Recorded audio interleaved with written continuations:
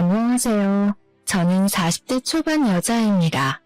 심심하다고 생각할 정도로 제 인생에서는 큰 사건들이 일어난 적이 없어요. 병원에 입원할 정도로 다친 적도 없고 경찰서에 가본 적도 없이 무난하게 잘 살아왔던 것 같습니다. 그런 저에게도 아주 폭풍처럼 휘몰아쳤던 엄청난 일이 닥치게 되었죠.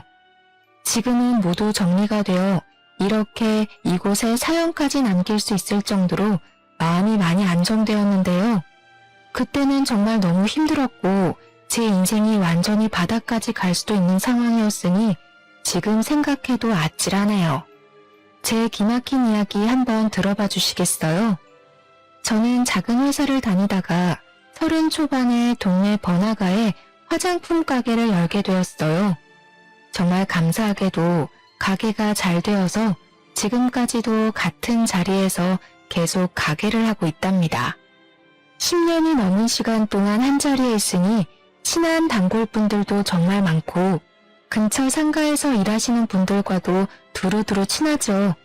작게 하는 거지만 이것도 사업이라고 신경 쓸 것도 많고 해야 할 것도 참 많답니다. 그래서 저는 항상 밤늦게까지 문을 열어두고 일을 하곤 했어요.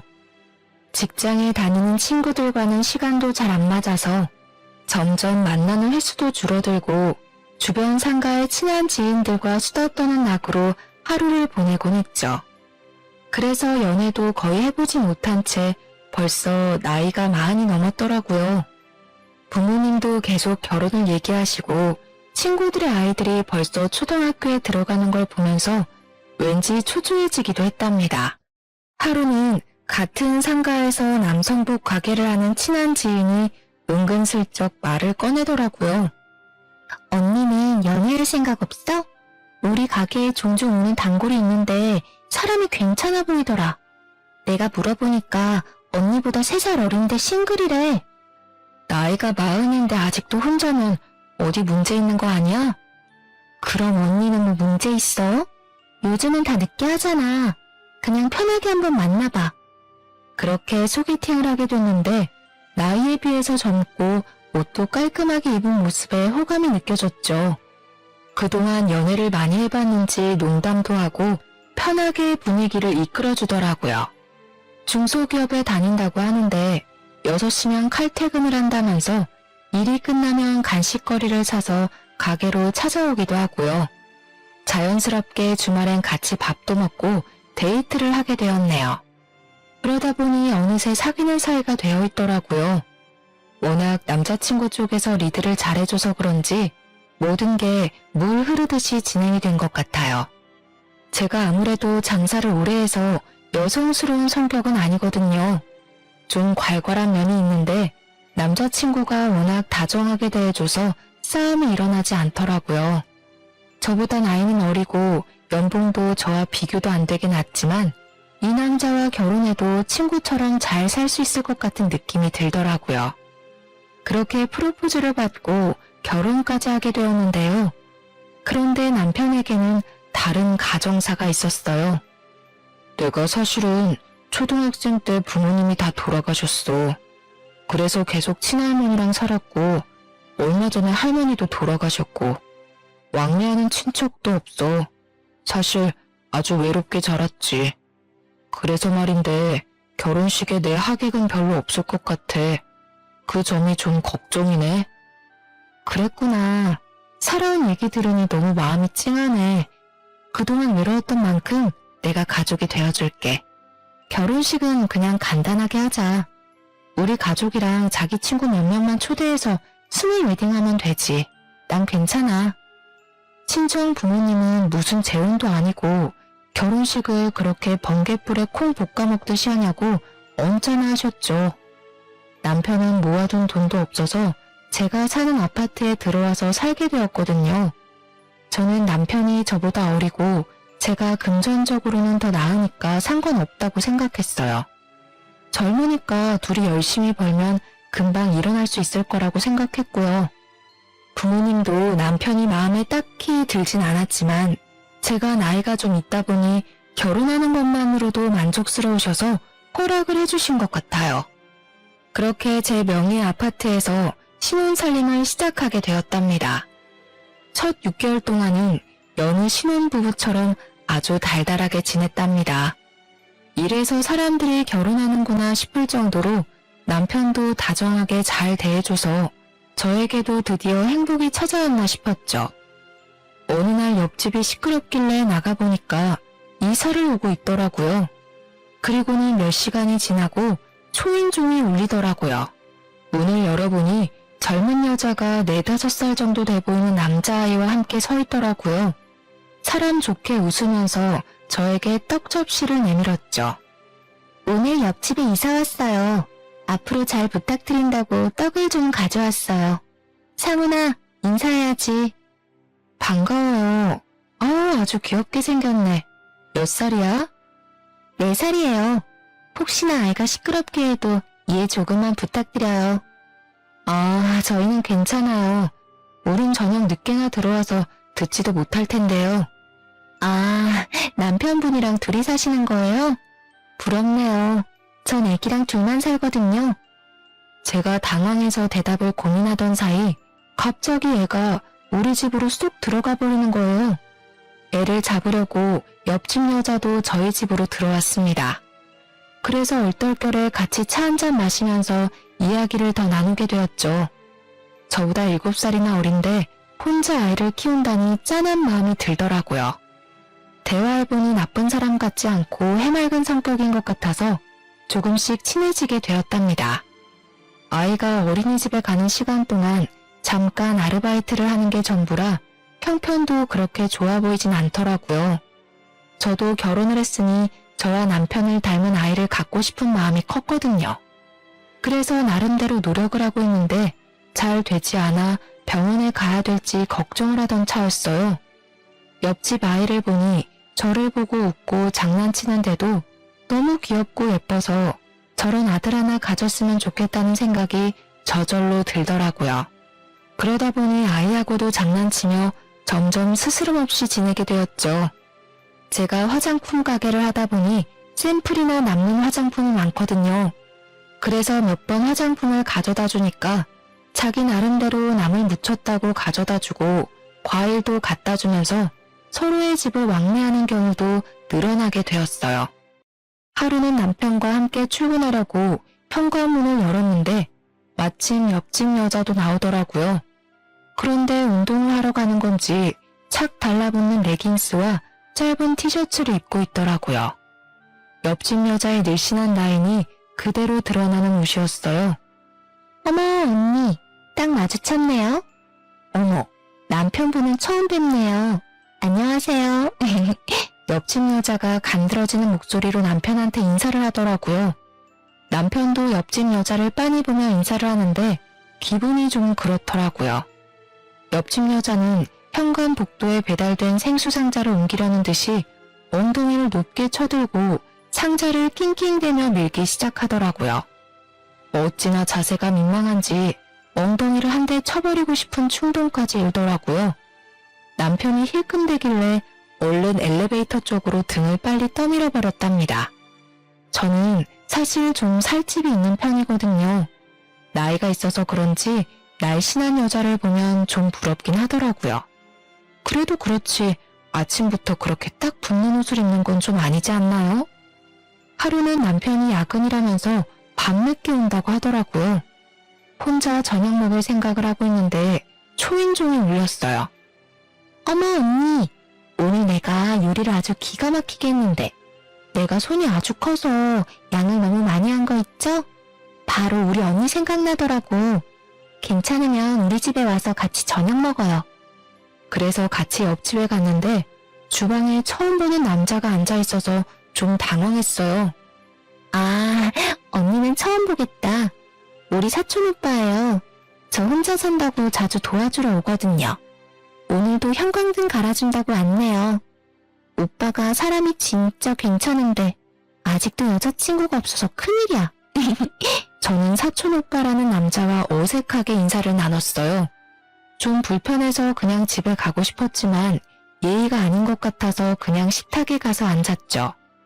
차려준 걸 보니 식사보다는 안주에 가까운 메뉴가 많더라고요.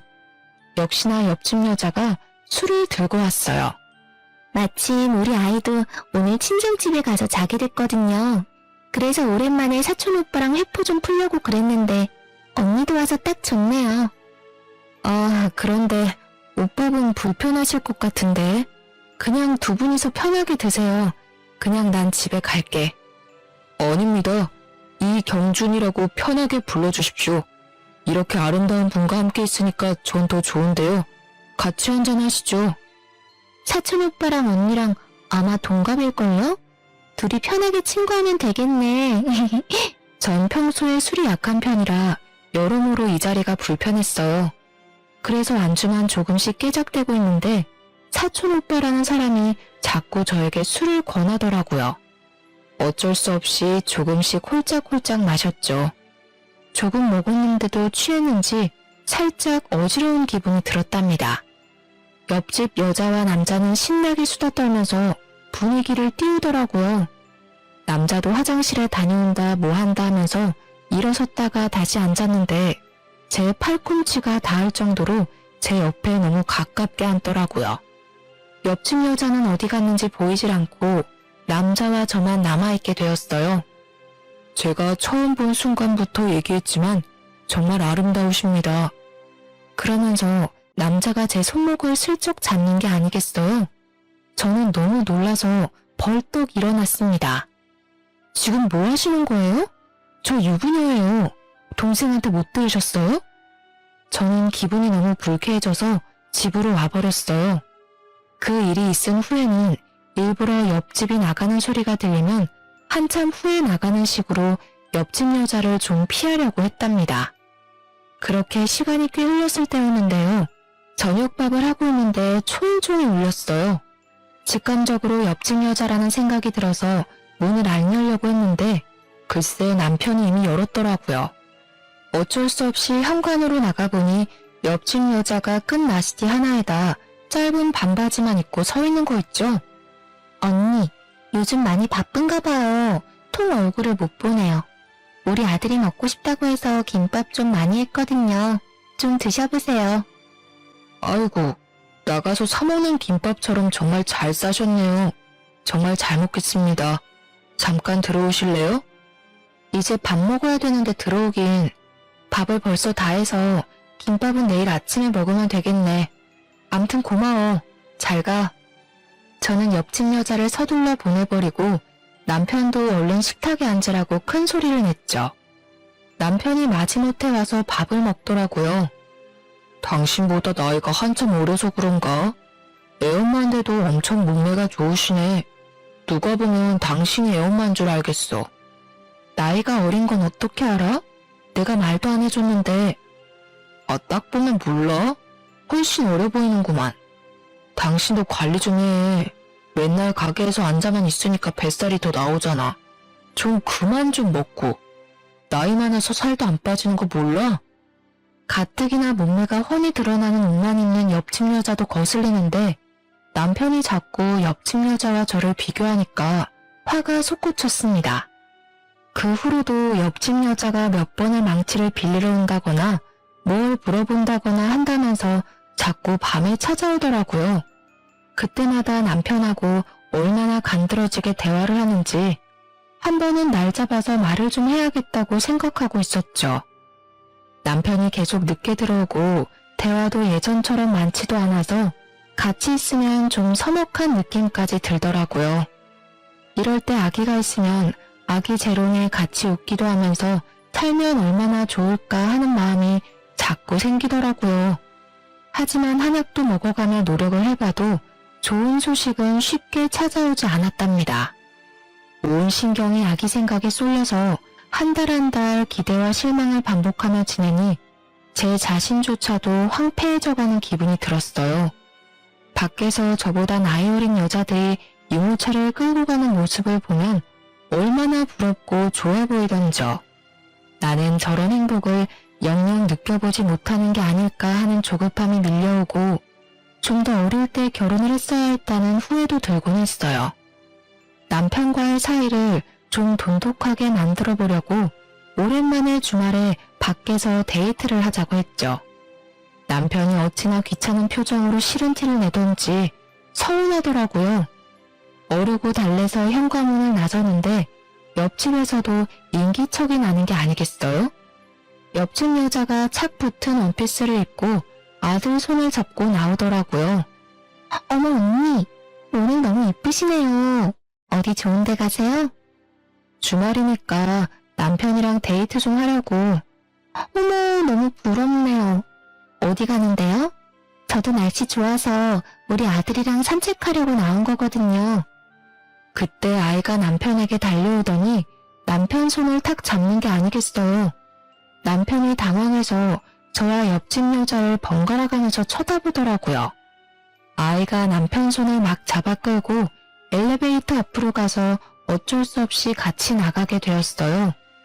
아파트를 나서서 걸어가는데 아이가 남편 손을 꾹 잡고 걷고 그 옆에 어느새 옆집 여자가 붙어서 걸어가고 있더라고요.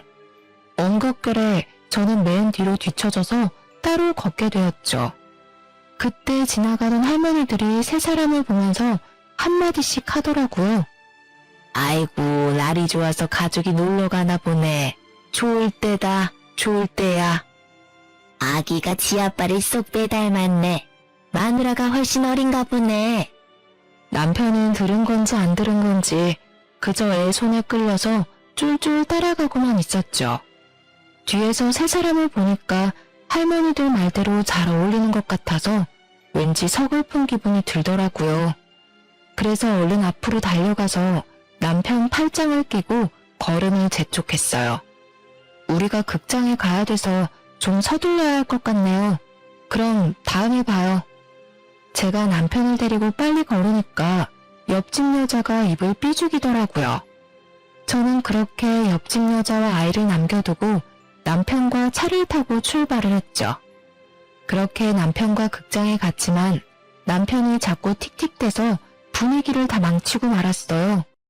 결국 대판 싸우고 저녁도 안 먹고 집에 와서 쫄쫄 굶었답니다.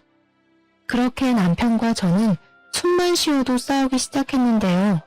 결혼 초기만 해도 남편은 생활비를 꼬박꼬박 줬었거든요. 금액은 사실 적었지만 고마운 마음으로 받아서 아껴 쓰려고 노력했어요. 사실 벌이는 제가 더 괜찮았기 때문에 그걸로 남자 자존심을 갉아선 안 된다는 마음이 커서 제가 얼마 버는지도 말하지 않았었고요. 그런데 시간이 갈수록 남편이 자꾸 돈을 요구하기 시작하더라고요. 어느 날은 10만원, 어느 날은 50만원, 이런 식으로 자잘하게 자꾸 돈을 빌려달라고 했어요. 저는 그때마다 계좌이체를 바로 해주었는데요. 큰 금액이 아니니까 부부 사이에 바로 달라고 하기에도 좀 그렇더라고요. 그래서 그냥 남편에게 용돈을 준다고 생각하고 넘기고 있었죠. 그런데 한 달에 많게는 100만 원도 달라고 하는 식으로 계속 요구하니까 매출이 없는 달은 생활하기가 너무 힘들더라고요. 속은 부글부글 끓었지만 일단 지켜보자는 마음으로 참고 있었죠. 그런데 하루는 저녁에 들어와서 이런 말을 하는 게 아니겠어요? 회사가 좀 어려워져서 당분간 월급이 좀 밀릴 것 같은데 어떡하지? 우리가 있는데 바로 관두기도 그렇고 말이야. 앞으로 생활비는 못 줄 것 같아. 언제까지 월급을 안 준대? 그러면 새로운 회사를 좀 찾아보는 게 낫지 않아? 사장님이랑 내가 쌓은 정이 있는데 어떻게 바로 팽하냐? 너는 장사를 해서 그런지 참 매정하다. 너 돈 잘 벌잖아. 월 수입이 얼만지 말 좀 해봐. 나도 많이 못 벌어. 당신 월급보다 좀 더 많은 정도야. 거짓말 하지 마. 남편한테는 솔직하게 말을 해줘야지. 내가 뭐 네 돈 들고 도망이라도 간대? 왜 그렇게 숨겨? 한 달 매출이 얼만데? 매달 들쑥날쑥이라 딱 말하기가 좀 그래서 그래. 그럼 월급 다시 받을 동안 내가 알아서 생활비 내고 다 할 테니까 걱정하지 마. 그럼 됐지? 아씨, 진짜 비싸게 구네. 대충 얼마인지 말하면 될걸. 네가 이렇게 우리 사이에 벽을 만드니까 그렇게 갖고 싶다는 애도 안 생기는 거 아니야. 그게 무슨 황당한 논리야? 매출 알고 싶어하는 당신이 더 어이없어. 나도 당신 월급 정확히 모르잖아. 생활비도 그동안 30만 원 줬으면서 뭐 얼마나 많이 줬다고. 너 참 사람 은근히 무시한다. 옆집 여자 좀 봐. 말도 얼마나 사근사근하게 하고 남자를 시켜 세워주냐. 가서 좀 배워. 뭐? 지금 말 다 했어? 그리고 당신이 옆집 여자를 얼마나 한다고 그딴 소리를 해. 제가 화를 내자 남편은 짜증을 내면서 얼른 안방으로 들어가 버리더라고요. 맞아요.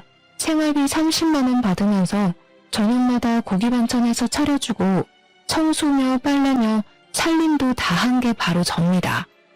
저는 그래도 혼자 일하니까 남편은 회사에서 얼마나 사람들에게 시달릴까 싶어 제가 다 도맡아 했어요.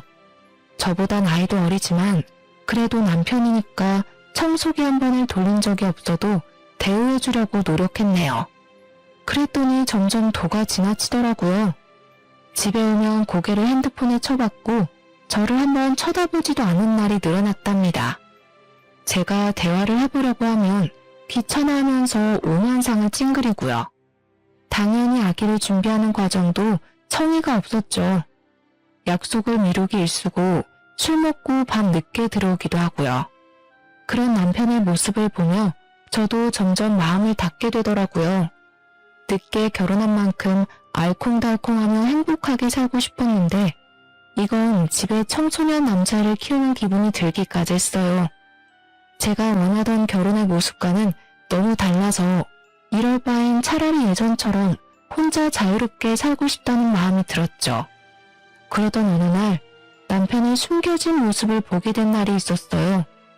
어김없이 술 냄새를 풍기며 밤 늦게 들어와서는 방으로 들어가려는 제 팔목을 거칠게 잡더라고요. 나 차 좀 바꿔줘. 사고가 나서 차가 없어. 뭔 소리야? 말을 똑바로 해. 차가 없다니.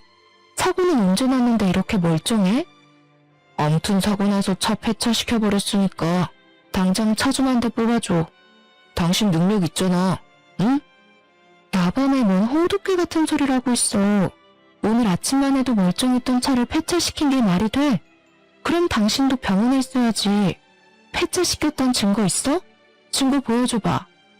아이씨, 무슨 증거야.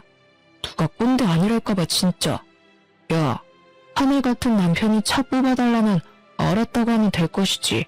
뭔 말이 그렇게 많아? 안 되면 할부로라도 사줘. 당장 타고 다녀야 될 거 아니야.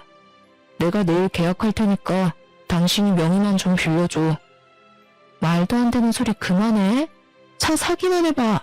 당장 급하면 내 차 타고 다녀. 그럼 되잖아. 어이씨, 진짜 더럽게 말 안 통하네. 남편은 갑자기 소리를 지르면서 집안의 물건들을 다 내던지기 시작했어요. 텔레비전부터 시작해서 청소기 그릇들까지 닥치는 대로 깨부수는데 너무 놀라고 무서웠답니다. 남편이 이렇게 폭력적인 모습이 있는지 전혀 몰랐었는데 눈까지 희번뜩해서 난장판을 치는 걸 보니 내가 생각했던 사람이 아니었다는 생각이 퍼뜩 들더라고요. 저는 울면서 그만하라고 소리를 질렀어요. 남편은 씩씩대며 집안을 휘젓고 다니다가 문을 박차고 나가버리더라고요. 그렇게 남편은 3일 동안 집에 들어오지 않았어요. 저는 혼자서 남편이 부순 물건들을 다 치워야 했죠. 지금도 그때 혼자 울면서 집을 정리했던 기억을 떠올리니 당시에 비참했던 기분이 떠올라 눈물이 날 것 같네요. 저 역시 남편에게 연락도 하지 않았는데 저녁에 집에 가보니 아무 일도 없었다는 듯이 텔레비전을 보고 있더라고요. 그러고는 자연스럽게 저한테 말을 걸고 그 일이 있었던 이전처럼 행동하는 게 아니겠어요? 지금 생각해보면 그때 남편이 하는 대로 넘어갔으면 안 되었는데 바보 같던 저는 사과 한마디 못 받고 그렇게 구렁이 담 넘어가듯이 넘어가는 남편을 받아줬네요. 저도 장사를 하니까 말하는 걸로는 지지 않는 편인데 남편은 진짜 못 이기겠더라고요. 상황에 맞춰서 얼마나 말을 잘하고 잘 넘기는지 어느새 남편한테 끌려다니는 상황이 되곤 했답니다. 그렇게 다시 평범한 일상을 지내고 있었는데 가게로 옆집 여자의 사촌 오빠가 찾아온 게 아니겠어요. 어떤 남자 손님이 자꾸 저를 흘깃거리길래 말을 건네려고 가까이 가보니 그 남자더라고요. 제가 놀라서 쳐다보니까 남자가 씩 웃는데 기분이 좀 그렇더라고요. 그동안 잘 지내셨어요? 제가 찾아와서 놀라셨죠? 아, 네. 좀 당황스럽네요. 화장품 사러 오신 거예요? 여기가 제가 하는 가게인 거 알고 오신 거예요? 네. 이 근처에 뭐 사러 왔다가 여기서 화장품 가게 하신다고 사촌 동생이 말했던 게 기억이 나서요. 혹시나 들어와 봤는데 딱 여기 계셔서 저도 놀랐습니다. 점심 안 드셨으면 같이 드실래요?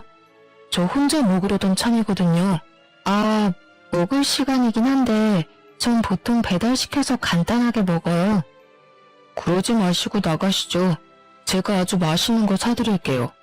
오늘 날씨가 아주 좋아요. 바람도 쐬고 좋잖아요. 자자, 얼른요. 저도 좀 마음이 답답했었는데 산책하면 좋겠다 싶어 그냥 따라 나섰어요. 근처에 맛있는 식당을 안다면서 저를 이끌더라고요. 그래서 20분 정도를 천천히 걸어가며 얘기를 나눴죠. 주로 남자가 질문하고 저는 짧게 대답만 하는 식이었답니다. 저번에 일이 좀 걸리긴 했지만 옆집 여자에 대해 좀 알고 싶기도 해서 남자를 따라 나선 것도 있었고요. 은근슬쩍 옆집 여자에 대해서 물어봤는데요.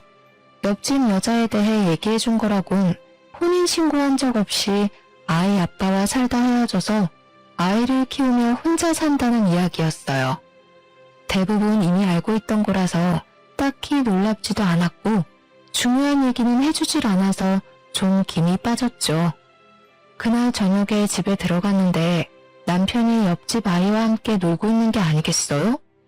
둘이 아이가 가져온 로봇을 가지고 신나게 장난을 치고 있었는데 남편이 그렇게 아이와 잘 놀아주는지 처음 알았네요. 당신 어떻게 된 거야? 이렇게 늦은 저녁에 왜 옆집 애가 여기 있어? 갑자기 급한 일이 생겼다고 잠깐만 맡아달라고 부탁을 하더라고. 그래서 몇 시간만 봐주기로 했어. 이웃지간에 그 정도는 도울 수 있잖아. 그래 뭐. 근데 당신이 이렇게 애랑 잘 놀아주는지 몰랐네? 뭘 잘 봐. 그냥 같이 좀 놀아만 주는 거지. 아 시끄러워. 얼른 저녁이나 해. 애도 밥은 먹여서 보내야 할 거 아니야. 옆집 여자가 밉상이어도 애가 무슨 잘못이 있겠나 싶어 아이가 잘 먹을 만한 반찬으로 저녁을 준비하기 시작했어요. 어느새 남편과 아이는 안방에 들어가서 뭘 하는지 깔깔 웃는 소리가 거실까지 들리더라고요. 저는 밥 먹으라는 소리를 하려고 안방문을 살짝 열었는데 아이가 남편에게 아빠라고 말하는 걸 똑똑히 듣고 말았습니다. 한 번이면 모르겠는데 두 번이나 들어서 너무 놀라 문을 활짝 열었죠. 지금 얘가 아빠라고 하지 않았어? 분명히 들었는데? 뭔 소리야, 그런 적 없는데. 잘못 들었겠지. 내가 두 번이나 분명히 들었어. 아빠 이거 해줘. 이랬잖아. 당신은 못 들었어? 그랬나? 들은 것 같기도 하고. 애가 말한 걸 뭘 그렇게 신경을 써. 배고파. 저녁 다 됐어? 남편은 또 어물쩍 넘어가더라고요. 남편과 아이가 밥 먹는 모습을 보는데 기분이 굉장히 꺼림칙해서 목으로 밥이 잘 안 넘어갈 정도였답니다. 밤 10시가 되도록 옆집 여자는 오지 않았고 아이는 남편의 무릎을 베고 아주 편하게 잠이 들어 있더라고요. 가뜩이나 아기를 갖고 싶은 마음이 큰데 남편이 다른 집 애를 저렇게 자기 자식 마냥 재우고 있는 걸 보니 여러 가지 감정이 스쳐가더라고요. 그때 마침 옆집 여자가 아이를 데리러 왔답니다. 어머 언니, 너무 미안해요. 언니한테도 말을 했어야 하는데 아까 너무 급한 일이 있어서 남편분께 아이를 좀 맡겼네요. 그럴 순 있는데 앞으로는 좀 조심해줘. 주변의 지인이나 가족한테 먼저 물어보는 게 순서 아니겠어? 근데 내가 좀 이상한 게 있는데 아까 아이가 우리 남편한테 아빠라고 부르더라고. 아, 그래요? 사실은 우리 아들이 아빠를 본 지가 오래돼서 그런지 어른 남자만 보면 아빠라고 부르곤 하더라고요. 심지어 우리 사촌 오빠한테도 아빠라고 한다니까요. 어머 언니 놀라셨겠다. 옆집 여자는 호들갑을 떨면서 아이를 데리고 가버렸어요. 남편은 저한테 인정도 없다느니 하면서 궁시렁대더라고요. 얼마 지나지 않아 남편은 회사에 일이 없다면서 아예 나가지도 않았는데요.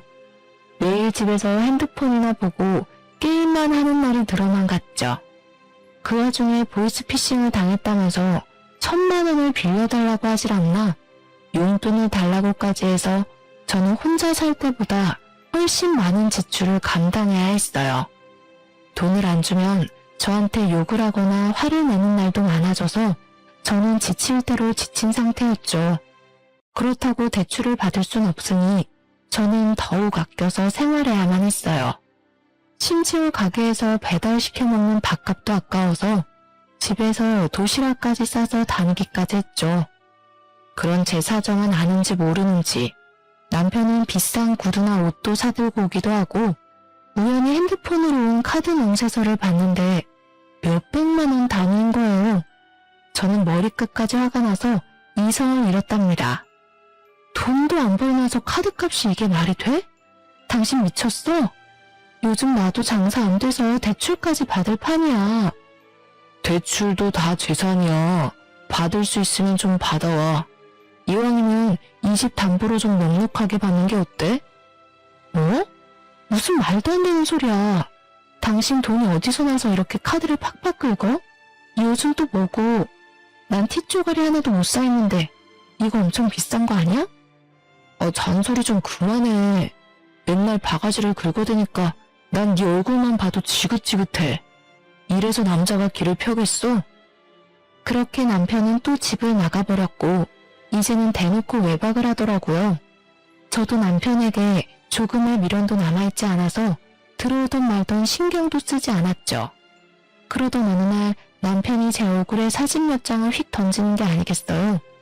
어이가 없어서 사진들을 살펴봤는데 사진 속에는 저와 옆집 여자의 사촌오빠가 나란히 걷고 있는 모습이 담겨 있었어요.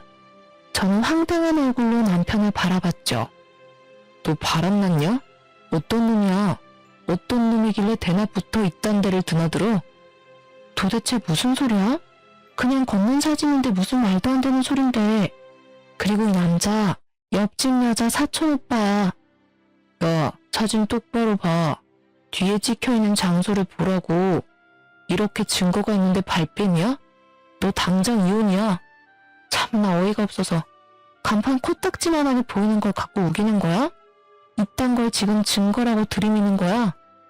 다른 남자랑 같이 있는 사진이 찍혔는데 뭔 말이 많아. 네가 바람핀 거고 네가 유책 배우자야.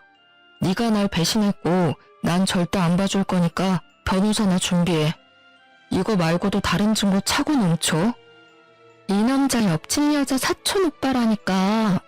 내가 옆집 여자 불러올게. 물어보면 되잖아. 저는 옆집 여자에게 연락해서 집으로 좀 와달라고 했죠. 바로 초인종이 울리고 옆집 여자가 실실 웃으면서 집 안으로 들어오더라고요. 옆집 여자가 바닥에 떨어진 사진 한 장을 집어들고 한참 바라봤어요. 어머 언니, 이 사진은 뭐예요? 우리 사촌 오빠랑 바람난 거예요? 어머 웬일이야. 거봐, 이분도 나랑 같은 말을 하시네. 감히 나 몰래 다른 놈을 만나? 내가 무조건 소송 걸 거야. 어쩐지 우리 사촌 오빠가 요즘 만나는 여자가 있다고 하더니 그게 언니였는지는 상상도 못했네요. 아, 그러셔? 그럼 어디 다른 증거도 좀 보여줘봐. 이까짓 거로 소송한다니 머리가 떨어져도 한참 떨어지는 거 아니야? 그럼 이건 어때? 이 정도는 돼야지. 저는 남편 핸드폰으로 동영상 하나를 전송했어요. 동영상을 보기 시작한 남편의 얼굴이 사색이 되어 가더군요. 동영상 안에는 남편과 옆집 여자 그리고 사촌 오빠가 커피숍에서 대화를 나누는 장면이 찍혀져 있었거든요. 아, 진짜 돈 뜯어내기 더럽게 어렵다니까. 이번에 1,000만 원도 간신히 뜯었어. 이 뚱땡이랑 언제까지 살아야 되냐? 역겨워 죽겠어. 빨리 끝내고 싶다 진짜. 조금만 참아 자기. 증거 조금만 더 만들면 바로 작업 들어가자. 나도 우리 자기 그 여자 옆에 두는 거 살 떨리기 싫어. 남편과 옆집 여자는 하얗게 질린 얼굴로 서로를 멍하게 바라보고 있더라고요. 저는 남편에게 다가가서 뺨을 아주 세게 때렸어요. 그리고 남편의 멱살을 잡고 거칠게 흔들기 시작했어요. 뭐? 내가 유책 배우자라고? 누가 누굴 배신해? 야, 이 버러지만도 못한 사기꾼아. 네가 어떻게 나한테 이래? 여보, 다 오해야. 이걸 어디서 봤는지 모르겠는데 이건 분명히 조작이야. 난 이 여자를 밖에서 만난 적도 없는데 어떻게 이런 게 찍혀. 이건 날 모함하는 거라고. 개풀 뜯어먹는 소리 하고 있네. 네가 뭐 얼마나 대단한 작자라고 누가 널 모함해. 둘이서 연극하면서 나 하나 바보 천치 만드니까 기분 좋았니? 아주 신났어. 저는 바로 옆집 여자의 머리채를 확 휘어잡고 거칠게 양옆으로 흔들기 시작했어요. 머리카락을 한 움큼 뽑고서는 비명을 지른 옆집 여자를 바닥으로 밀어버렸죠. 옆집 여자가 고개를 바닥에 박고 덜덜 떨고 있더라고요. 사기칠 위인도 못 되는 이 무식한 것들아. 니네야말로 바닥까지 떨어질 준비해. 언니, 잘못했어요. 한 번만 봐주세요. 너무 살기가 어려워서 그랬어요. 우리 어린 아들을 봐서라도 한 번만 봐주세요. 네? 웃기고 있네. 네 그 애틋한 아들 오늘부로 못 볼 테니까 각오나 해도. 남의 눈에서 눈물 나게 하면 네 눈에선 피눈물 나는 법이라는 걸 확실히 알게 해줄게. 저는 옆집 여자에 대해서 여론으로 이상하다는 걸 느끼고 있었는데 사촌 오빠라는 남자와 밥을 한번 먹은 뒤로 그 남자가 뭘 숨기고 있다는 인상을 강하게 받았답니다. 마침 같은 건물에 흥신소가 있었는데 오며 가며 인사를 했던 기억이 있어서 한번 속는 셈 치고 찾아가 보게 되었어요. 사촌 오빠라는 남자에 대한 정보를 좀 찾아달라고 했더니 이틀도 안 돼서 알려주었는데요. 결과가 아주 놀랍더라고요. 그 남자는 옆집 여자와 친척 사이는 당연히 아니었고 사귈 전과도 있는 사람이었어요. 저는 바로 남자에게 연락해서 한번 만나자고 했는데 아주 반기면서 바로 약속을 잡더라고요. 커피숍에서 마주한 남자는 아주 사람 좋은 웃음을 지으며 저를 은근한 눈빛으로 바라보는 게 아니겠어요. 그쪽이 누군지 다 알고 왔으니까 솔직하게 다 털어놓는 게 좋을 거예요. 그럼 그쪽은 형은 면하게 해줄 테니까. 지금이 마지막 기회예요. 또 감옥 가고 싶진 않잖아요? 제 말을 들은 남자의 표정이 순식간에 변했어요. 정색을 하고 말을 하는데 완전히 다른 사람 같았답니다. 그 두 사람이 다 짠 거고 저는 아는 게 없어요. 그냥 그쪽이랑 바람만 펴주면 3천만 원 준다고 해서 하게 된 거예요. 우리가 지금까지 뭘 한 것도 없고 난 잘못한 거 없잖아요. 난 빼줘요. 그니까 지금 싹 털어놓고 나한테 협조하라고요. 그리고 두 사람이랑 만났을 때 얘기하는 거 동영상 찍어서 나한테 넘겨요. 남자는 다시 감옥에 가는 게 싫었는지 바로 남편을 배신하고 모든 진실을 털어놓더라고요. 사실 남편과 사촌 오빠라는 그 남자는 20대 때부터 알고 지낸 친구 사이라고 해요. 둘 다 사기죄로 구치소에 갔을 때 만나서 지금까지 서로 사기치는 걸 도와주는 관계였던 거죠. 남편은 반반한 외모 믿고 외로운 여자들한테 접근해서 사귀는 척하면서 돈을 빌리고 사업한다고 투자도 받는 식으로 사기를 치고 다녔다고 해요. 그러다가 소송 이혼을 해서 승소하면 여자의 재산의 절반까지 받을 수 있다는 걸 알게 돼서 작정하고 사기 결혼까지 하기로 한 거죠. 돈을 잘 벌고 재산도 좀 있는 여자들을 찾아다니다가 우연히 옆 가게에서 장사하는 지인에게 제 이야기를 듣게 된 거고요. 그렇게 제가 남편의 첫 사기 결혼 상대가 된 것이었어요. 더 기막힌 건 옆집 여자는 남편과 오래 사귀고 사실혼 관계였다는 거죠. 그 아이도 당연히 남편의 아이였고요. 남편은 저와 결혼하고 혼인신고까지 하는 것을 성공한 뒤에 옆집으로 그 여자와 아이를 불러들이고 제가 사촌 오빠랑 바람이 나도록 만들려고 한 거였죠. 믿을 수 없는 현실 앞에서 앞으로 닥칠 일이 너무나 무서워 몸서리가 쳐졌답니다. 경찰서 한번 가보지 않고 살았던 제 인생에 이런 믿을 수 없는 사건이 벌어지다니 부모님 볼 명목도 없고 미치겠더라고요. 그동안 오래 장사하면서 좋은 사람인지 나쁜 사람인지 딱 알아볼 수 있다고 말하고 다니곤 했던 제 자신이 얼마나 창피했는지 몰라요. 남편에게 배신당한 것도 당한 거지만 도대체 어떻게 해결을 해야 하는지 깜깜하더라고요. 모든 진실을 알고 난 뒤에 혼자 가슴을 쳐가며 몇 날 며칠을 목 놓아 울었답니다. 무릎 꿇고 잘못했다면서 저를 회유하려는 남편을 차가운 눈빛으로 째려보았어요. 그동안 이 뱀 같은 남자의 새치하에 얼마나 농락을 당했는지요. 그래도 남편이라고 영양제까지 매일 갖다 바치면서 내조하려고 했던 제 자신이 불쌍하고 또 불쌍했어요. 여보, 잘못했어. 내가 머리가 어떻게 됐나 봐. 한 번만 용서해주면 이제 당신만 바라보면서 살게. 우리 이쁜 아기도 낳아서 오손도손 잘 살아봐야지. 아기 같은 소리 하네.